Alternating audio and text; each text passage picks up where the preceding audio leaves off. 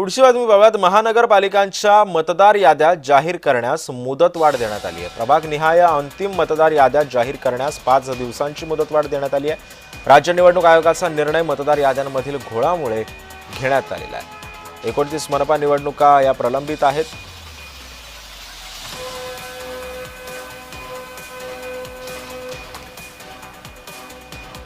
मतदार याद्यांमधील घोळांमुळे हा निर्णय घेण्यात आलेला आहे। महापालिकांच्या मतदार याद्या जाहीर करण्यास मुदतवाढ देण्यात आली। 29 मनपामध्ये निवडणुका प्रलंबित आहेत आणि याच पार्श्वभूमीवरती हा निर्णय जाहीर करण्यात आला आहे। महानगरपालिकांच्या मतदार याद्या जाहीर करण्यास मुदतवाढ देण्यात आलेली आहे।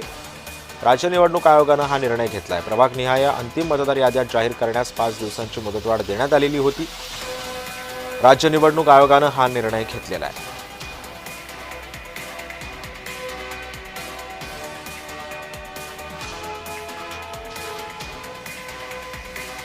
29 मनपामध्ये निवडणुका प्रलंबित आहेत आणि महापालिकांच्या याद्या मतदार याद्या जाहीर करण्यास आता मुदतवाढ देण्यात आलेली आहे। प्रभाग निहाय अंतिम मतदार याद्या जाहीर करण्यास जवळपास 5 दिवसांची मुदतवाढ देण्यात आलेली आहे। राज्य निवडणूक आयोगाने हा निर्णय घेतलाय। 29 महानगरपालिका या प्रलंबित आहेत। मतदार याद्यांमधल्या घोळांमुळे हा निर्णय निवडणूक आयोगाने घेतला।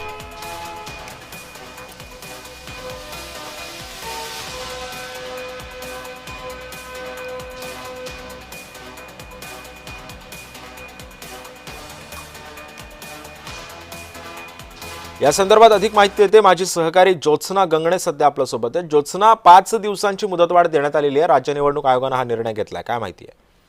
अगदी बरोबर आहे। आपण बघतोय की महानगरपालिकांच्या निवडणुकांना घेऊन सर्वच पक्ष जे आहेत निवडणूक आयोगाकडे जे आहे ते विविध प्रकारच्या तक्रारी करत आहेत। मात्र या तक्रारीमध्ये सर्वात महत्त्वाचं म्हणजे जे आहे ते आपण बघितलं की ज्या स्थानिक स्वराज्य संस्थेच्या निवडणुका यापूर्वी झाल्या त्याच्यामध्ये खास करून जे आहे ते जिल्हा परिषदेसाठी मतदार म्हणजे आरक्षणाचा टक्का जो आहे त्याची वाढ झालेली पाहायला मिळाली। ती एक त्रुटी निवडणूक आयोगाच्या समोर जी आहे ती आणण्यात आली आणि त्याच्यानंतर आता बोगस मतदार यादी या संदर्भात सुद्धा अनेक तक्रारी ज्या आहेत त्या निवडणूक आयोगाकडे गेल्या असल्यामुळे आता मुंबई, ठाणे, पुणे, नागपूर यासह 29 महानगरपालिकांच्या निवडणुकांची घोषणा जी आहे ती पुढील आठवड्यात होईल। मात्र महानगरपालिकांच्या मतदार याद्या जाहीर करण्याची मुदतवाढ जी आहे ती निवडणूक आयोगाने 5 दिवसांची मुदतवाढ दिलेली आहे।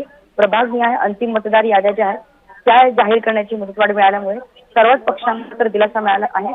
मात्र आता ज्या काही निवडणूक आयोगाकडे त्या तक्रारी दाखल झालेल्या आहेत, ज्या काही त्रुटी त्यांच्या समोर आलेल्या त्याच्यावरती निवडणूक आयोग येत्या 5 दिवसात कसं काम करतात याकडे सर्वांचं लक्ष असेल। नक्कीच। धन्यवाद ज्योत्सना, तू दिलेल्या या सविस्तर माहितीबद्दल।